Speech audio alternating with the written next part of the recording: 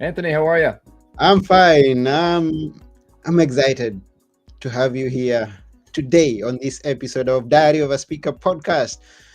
Yes, for anybody who's joining us, this is your host Anthony Morore, and we have a special guest, Tim David. Uh, where are you, Tim? I'm in the Boston area, Massachusetts. Boston area. That's wonderful. And today we're going to be discussing quite a lot, and especially how to get highly paid speaking gigs. And let's dive in, just right in from the word go. But before we got there, let's find out who Tim is. Who is Tim? Tell us who is Tim exactly. Yeah, no. Tim's someone who's real excited to help speakers get their start in particularly the corporate space. I figure that's kind of the major leagues of the speaking industry. It's certainly where a lot of the money is, but also a lot of the impact. And it's something I've been fortunate enough to be involved in, gosh, since 2009, right? I've done hundreds and hundreds and hundreds of speaking engagements, probably over 1,000 by this point, and had a lot of fun. Traveled the country. I've spoken in 48 states. I still need to get myself to Alaska and Hawaii, a bunch of countries around the world, and of just living the dream. Writing books and doing coaching, and of course now with Get Speaking Gigs, we're helping speakers to live that same dream. So that's me in a nutshell. And I'm along for the ride, man. Wow, wonderful, wonderful. How did it all get started, I may ask? Yeah, well, I got started. My childhood was interesting. I had a family that was very like straight and narrow, right? My older brother became a sound engineer. My mother was an accountant. My father designed nuclear submarines for the Navy and had a bunch of advanced physics degrees. And it was very much go to college and get your career started Mm-hmm. kind of a family. So I, of course, dropped out of college to become a professional magician. That was Oh, my first move, my first decision as an adult, and it ended up paying off. For a long time, I was struggling, trying to make ends meet, and I was only doing a couple of gigs per month. But I know what it's like, as an entertainer or a speaker, any kind of gig worker. If you're not working, you're not eating, right? So I yeah. learned very, very quickly that show business is two words: it's show and it's business. And I had the show, I didn't have the business, so I had a mentor teach me the business side of things, and very, very quickly I had a major turnaround. And the month after meeting him and working with him, I did 17 gigs the next month. And the month after that, I did 28. And then for 9 years, I did between 20 and 30 magic shows on average per month, with as many as 48 in a single month, which is a lot of little kids' birthday parties, if you're asking me. Wow, It's too many birthday parties. month has 30 days, and you're doing 48 shows. 48 in 30 That's days. crazy. Sounds Yeah, no, crazy. it was wild. 4 or 5 on a Saturday, 4 or 5 more on a Sunday, and driving everywhere in between before the age of GPS. And I Yeah. was pulling my hair out trying to find little Susie's birthday party and looking for balloons on a mailbox. But yeah, no, it really taught me the ins and the outs of, again, if you don't get a gig, you don't eat. You got to make it work. So I was consistently booked, again, 25 to 30 gigs per month, every single month, and applied a lot of what I learned to the speaking side of things, Mhm. and needed to travel less when I had my own family, right? And I have 3 kids now. No, So I was motivated to work congrats. less and earn more.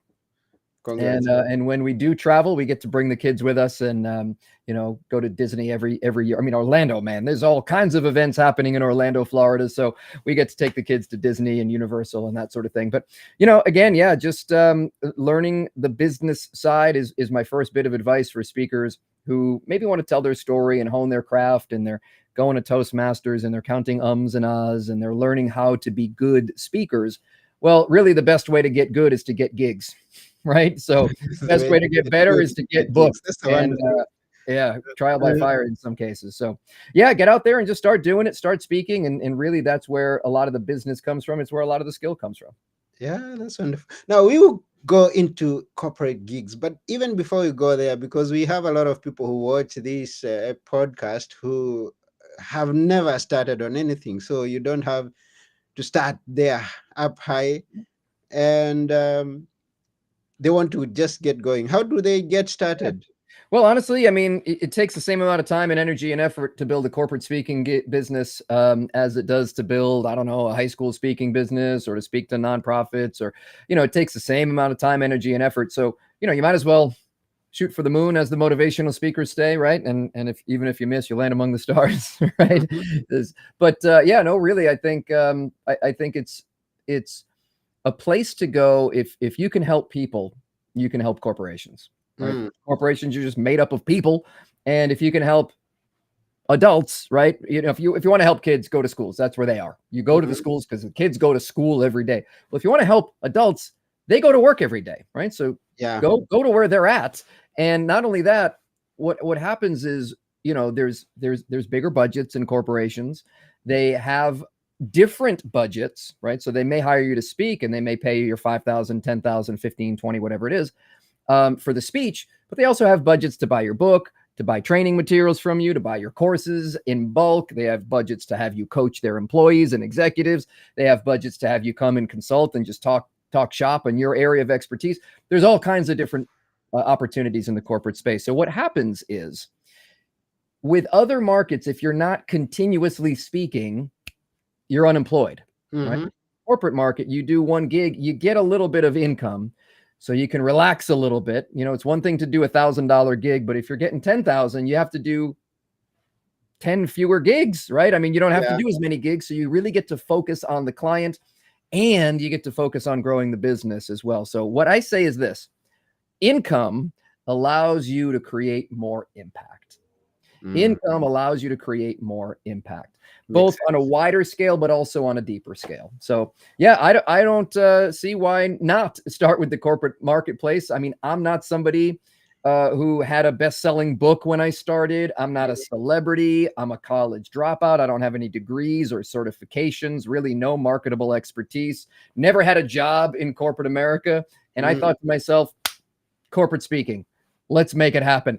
And the way that works is you stay in your lane, you know your stuff in your area of expertise. For me, it was doing magic tricks for little kids' birthday parties. So what does that have to do with any corporate job in the world ever, right?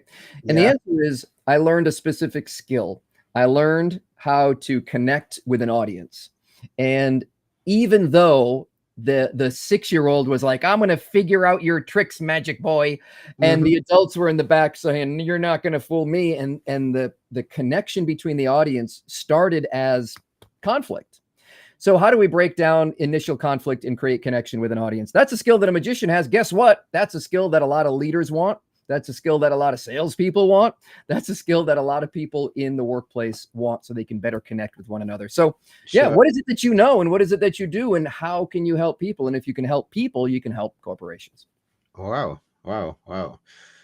So I'm trying to think something that I could know personally that maybe could help corporations if they can help a single person. Like, if I talk about writing a book, how can that be effective in corporations? How can that get gigs in corporations? Yeah, well, we have a client who they help their clients to write books, and they zoom out a little bit, because it's not just about writing books. What is it really about? Well, it's about getting our ideas out into the world. It's about building a personal brand for ourselves. And if we are, you know, I'm thinking of a couple of examples, you know, guys like Reed Hastings and Hubert Joly and who is the you know, executive at Best Buy, maybe even the CEO. And gosh, who's the other guy from Zappos, the Tony Hsieh, right? These people, they write books, and they talk about leadership, and they're building their personal brand. They're building their company's brand. So this idea of executive thought leadership is not uncommon, and it's something that a lot of them are getting interested in. Instead of being behind the scenes, the man or the woman behind the curtain making everything go, they're stepping out in front. They're putting their ideas out into the world. Maybe it's books, maybe it's social media, maybe it's a YouTube channel, maybe it's podcasts. And they are building their personal brand, and they're also building their company's brand. And what Zappos experienced was a huge spike in customer loyalty and retention, huge spike in employee retention as well, because they know from that book, this is the vision, and this is a great place to work. So yeah, that's a quick example just off the top of my head. You know, if somebody helps somebody to write books, what is either the underlying idea, or what is the overarching concept maybe that Mhm. that can apply to them in their world. Because at the end of the day, a speaker doesn't get paid to speak. We don't get paid to tell jokes. We don't get paid to be entertaining or informative. We don't get paid to share ideas or spread knowledge. What We do we get paid get paid for for? one thing. We get paid to create behavior change that leads to positive results, right? Create behavior change that leads to positive results. So the positive results typically involve solving some kind of problem, pushing through some kind of business constraint. If we're not solving problems, my mentor taught me this: business is about solving problems. Mhm. When you solve problems, you create value. People exchange money for value, right? Yeah. So at the end of the day, you look at your speaking services and hey, if we're not getting paid, maybe it means the marketplace doesn't value that.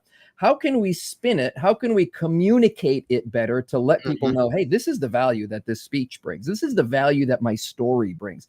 This is the value that my expertise brings. Everything from here's how to write a book to doing magic tricks for little kids' birthday parties. There's always a connection and a skill set. And that's what interests companies. They don't want the same old thing that they've heard every time. They want different perspectives. That's why they have budgets for, specifically, they call it outside speakers. They have all their people who are going to do all the bottom line ROI kind of stuff. They have all their people coming in and telling everybody about the numbers and the changes in the marketplace and the new policies that are being handed down from the top. They have speakers doing that kind of stuff. They Mhm. want outside speakers to come and give them outside perspectives that are going to help them create new ways or new pathways to solve problems, right? So yeah, I think there's all kinds of possibility, and that's one of the favorite parts of the work that I do with speakers is pulling out what is the golden nugget within you and your life and your story and your expertise. Even Mhm. if you feel like I did when I started, just who would want to listen to me? What do I possibly have to say? There's always something in there. Always something. You say there's always something. No Mm-mm. matter the kind of Now let me backpedal off that a little bit. There's always something yes, if if. the speaker has the desire to help. Because I'll be honest, and let's be real for a second, right? We as speakers are weird, right? We're kind of freaks, right? There's not a lot of people who would enjoy public speaking. It's Mhm. just not something that everybody wants to do. It's one of the top fears in the world, even Yeah, higher that's than what the they fear say. of death, right? Yeah, that's So what they say. so what is it then? Like what makes us want to get in front of the room, have everybody turn and look at us, and then we feel like, oh yeah, I have something to say. Let me tell you how to live your life. We're freaks, right? It's not normal. But Yeah. there's something we need speakers, right? There's something put on our heart, there's something in our soul, there's some kind of fire that's just trying to get out. And if that's the case, yeah, we can find out what the message is for the corporate market, right? Mhm, But mhm. if you're not, if you don't want to speak, well, that's a clue, right? That's a clue, that's a hint. Listen, right? Listen to that intuition, listen to that gut feeling. And if it's driving you to speak, by all means go for it. And if it's not, then by all means don't. Yeah. So if it drives you to speak, speak it out. If it's not, then just relax. And I believe the person who's listening to this has that call to say something to impact some people. That's why you're listening to it. And I believe that it's possible for you to get started and get paid speaking gigs. Now, talking of highly paid speaking gigs, what is your personal experience that you could tell us, which has been one of your highest paid speaking gig, if you can share with us? Oh boy, in what detail would you like me to share? What specifically can I talk about? Whatever it is that you feel like sharing with us. All right. So we often create proposals that have what I call my Hail Mary package, right? Mm-hmm. So when someone says, "Hey Tim, are you available and how much do you charge?" I never spit out a number. Number one, I want to know, am I a fit for this group? I do Mm-hmm. not want to show up and give a B minus. Like, I don't care if they're paying me $25,000, $50,000. It's going to hurt 25,000 times more if I show up and give a B minus, less than my best, right? Mm. And I don't want to have that represent me and my brand and the experience with the customers and the audience. It's not good to not be A+ level fit for that event. So that's my first question. Am I a fit for the event? And my second piece, of course, we have this process. We call it the inquiry to income system, right? And there's 5 steps that we go through. So discovery, right? Or diagnose before you prescribe, right? So understanding the event, understanding whether you're a fit, that's step 1, right? Yeah. So, but once we go through the rest of the process, there comes a point in time when we have to tell them what our fee is. So what I don't ever do is quote a fee over the phone. That opens up to negotiation. It opens up to the emotions of the moment. I always want to make sure that I think through deeply exactly what it is I'm going to do for this particular client, send a package and those a proposal, and those proposals always have 3 options: a small, a medium, and a Hail Mary. Okay.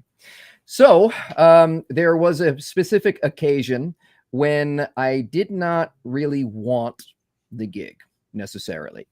There was a challenge in terms of timing. I didn't know if I could make it to the city. I was kind of questioning fit.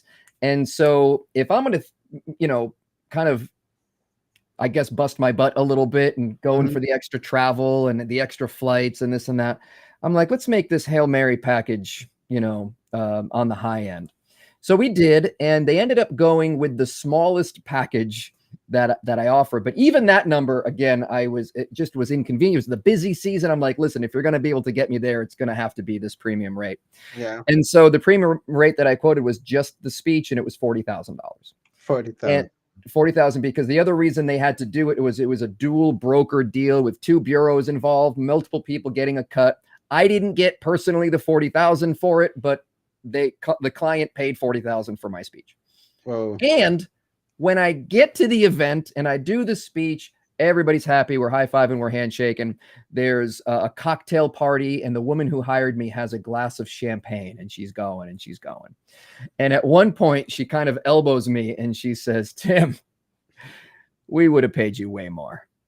Like, had we known you were really good and this was fantastic compared to all these other speakers that we paid this and this and this." She's like, "You were better than all these. We would have paid you way more." And I'm thinking to myself, well, that's a record for me, lady. Like, I appreciate it. Thanks so much. But that's a personal record. Wow. So, that's an example just of an organization that has literally millions of dollars set aside just to put on a fun party for their clients, for their prospects, for their employees, whether it's annual meeting. I mean, there's 5,000 to 6,000 events a day in the United States alone, right? So there is a lot of opportunity. There's a lot of budget. Again, it's a multi-billion-dollar industry. And, even us non-celebrities, and, you definitely hear about Tony Robbins. You definitely hear about Simon Sinek and Brene Brown and Adam Grant. You hear about a lot of these speakers who are making hundreds of thousands of dollars per speech. But you don't hear about guys like Tim David or Jeff Shore or Eric Qualman. And these guys are making, in some cases, tens of millions of dollars a year, and just quietly going about their business and creating an income, creating an impact. And it's the best of both worlds. Wow, so much there. And thank you for everything there. Now, I hear, taking this example of yours in the gig that you did, you talk about the cut. And so it appears that there was a process, there was a line, there was a link to you getting the gig.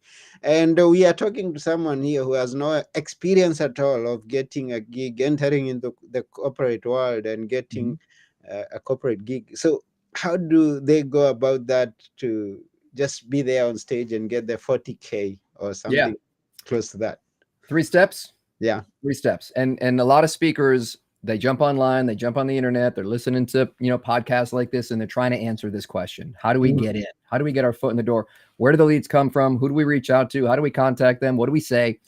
And really what we decided to do instead at the Get Speaking Gigs world is just reverse engineer the process from the client's standpoint.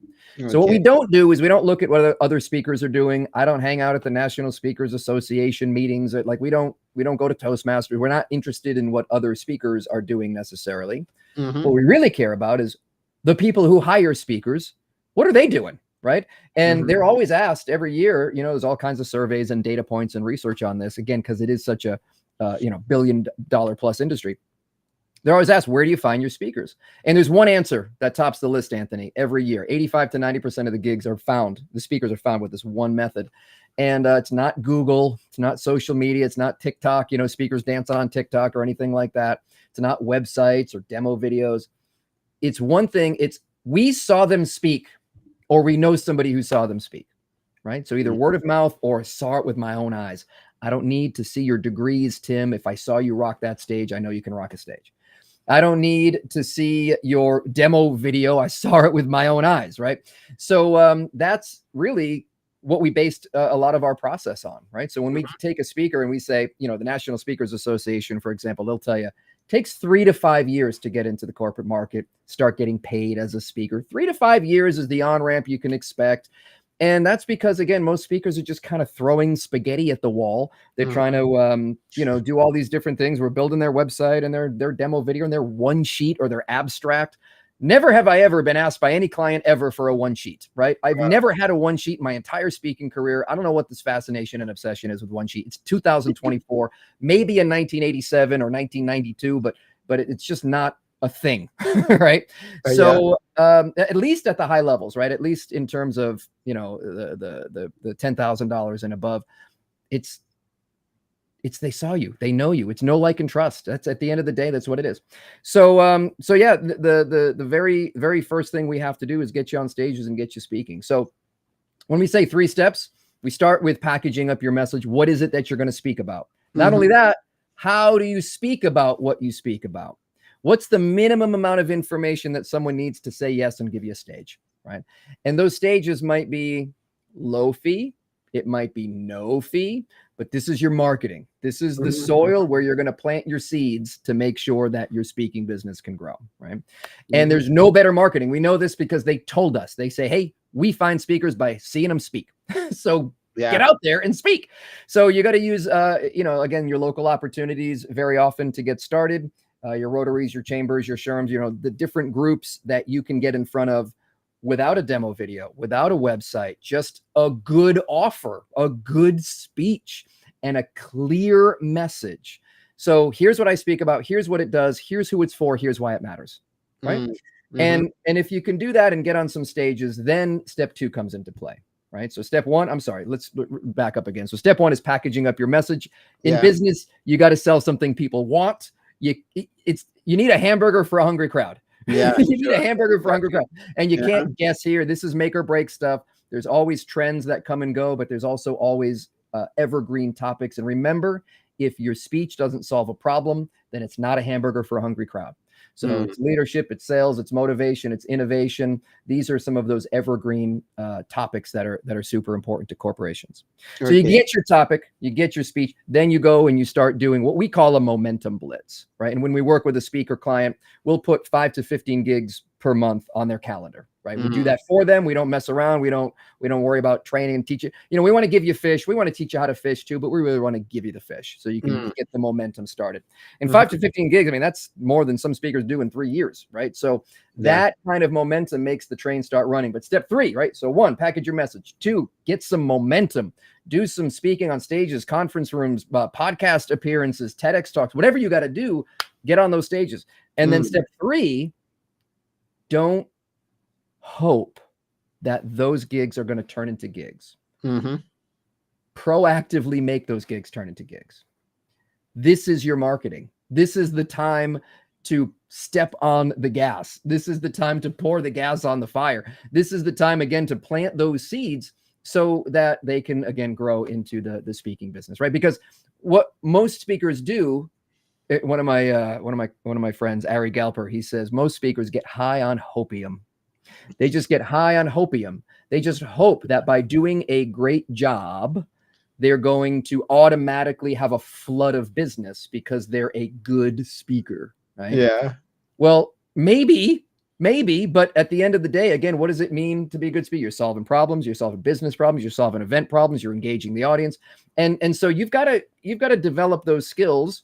And you've also got to build the assets that you're going to need, demo videos, testimonials, photos, all those things that you need to prove that you can charge the high dollars. Because if you want to get booked, you've got to be believed. You can't just say, trust me, I'm going to do a great job. You've got to Yeah. prove it. You've got to demonstrate it.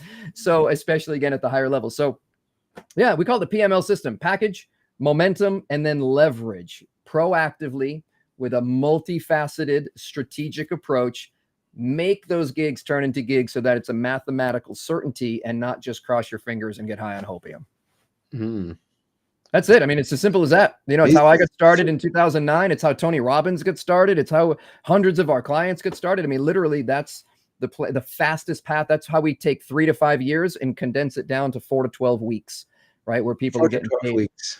Yeah, booked and paid in the corporate space in 4 to 12 weeks. And yeah, and that's kind of where we're at. You know, that's what we've been up to the last decade plus. And when we're talking about this, we are looking at international places. I mean, from any country, or do you focus on the States alone now because you're based there? Yeah, we do most of our work in the US and Canada. We do have some UK clients. But yeah, I mean, this is a process and a system that is just kind of rooted in human nature. There are certain markets around the world that are just better than others, I guess you could say, in terms of how high paying they are and how many events and the frequency and the ability to, you know, to make it a consistent, reliable, steady stream. And really the United States corporate speaking market is, again, kind of the major leagues. But yeah, we definitely, see other clients and other people around the world taking some of these basic ideas and applying them in their local areas. But we just don't have the same exact infrastructure and connections and network that we do here in the States and Canada as well. Okay. But I guess for that service, someone has to chip in some quite a high paid or how do you call it, a high fee for a high paid speaking gig. Is that something that you're comfortable talking about, how much you charge roughly? Well, I mean, just head over to Get Speaking Gigs, hop on a call, myself, my team. You know, we've got people who can answer all those questions for. Again, same thing is true in this business. If it's not a fit, you know, the money doesn't matter. The money doesn't matter. It's just, we're not going to, you know, extend the offer. We work with a handful of clients. So yeah, it's invitation based. So yeah, I think the best thing to do is see if you can jump through some of the hoops on the website. I think there's like a webinar you watch, and yeah, there you go. GetSpeakingGigs.com. And yeah, take a look at that webinar. It'll talk about the 5 simple shifts you got to make if you're going to have success in the corporate speaking space. And that's a good start. That's definitely a good start. Oh, okay. Yeah, so for you who's listening, if you want to find out more on how to get into the corporate world and being an international speaker, hop on to getspeakinggigs.com and connect with Tim. He's a good guy, you can tell. So get there, find out what there is on offer there. And I look forward to seeing you on one of the big stages across the world. Now, you talk about going international. Which countries could you have been to? Which could have been your most favorite? We like I gotta say that's an easy one. I like going to the Caribbean anytime. We've done some stuff down in San Juan, which I guess is technically U.S. Territory. We've done the Bahamas recently. Was a great gig. So I enjoy those tropical paradises for sure. And these are, again, a lot of the U.S. companies are having their events around the world, right? Okay. I know Dubai, for example, is a hotbed for a lot of these types of events, and just a great city to to visit. So yeah, a lot of people in the US who may be, I don't know, concerned about what if I don't speak the language or understand a lot of that's taken care of. And again, a lot of these companies are US based, but they're having their events around the world to be fun and to have travel like destinations. And get people out of their basement. Since COVID, everybody just wants to stay in their basement and not wear pants and go to work on their computers in those remote work environments. So now companies again are kind of trying to get people to come out, and they're really putting on these bigger events. And it's been a boon in the speaking business for sure since COVID. Obviously, the whole industry shut down for a little while, but yeah. Even some of our clients were doing just fantastic virtually, right? Brian, for example, did 70 paid gigs during lockdown. So again, in any market, speakers thrive, right? In down economies, speakers thrive because why? We're solving problems. There are more problems in down economies, right? So we're more needed than ever. But yeah, no, I think it's a great question in terms of international and travel, and it's something that if you want to do it, you can. If you don't want to do it, you don't have to. You get to run your speaking business. Your speaking business doesn't run you, and you get to make all the choices. So if you want to stay home and do virtual, well, 35% of the market's virtual right now, right? So yeah, plenty of opportunity, plenty of options, whether you want to travel or not. Is limitless. The limitless market is, we are talking of billions and billions of dollars that are set aside to make an impact, to make changes, to help people in corporate places. So go for it. So whoever is listening now, you remember to hop on to getspeakinggigs.com, connect with Tim, and yeah, once again, looking forward to seeing you on one of the big stages, getting high payments, getting high big dollars into your pocket, and or euros, wherever it depends on where you are. So anything that you'd like to add before we sign off? We're just about to sign off. No, I think it's a great conversation. Appreciate your questions, and it's fun. Had a great time. Yeah, thank you very much, Tim, for coming on to our show. It's really My a pleasure. pleasure. Thanks for having me. Yeah. Yeah. So this has been Diary of a Speaker podcast, and we've had a great time. Thank to Tim David, and we expect to see you flourishing on the speaking world. So go for it. Go and be the best speaker that you can be, and earn as much as you can. That's it for today. I've been your host, Anthony Mwerore, and together with our wonderful guest, Tim David,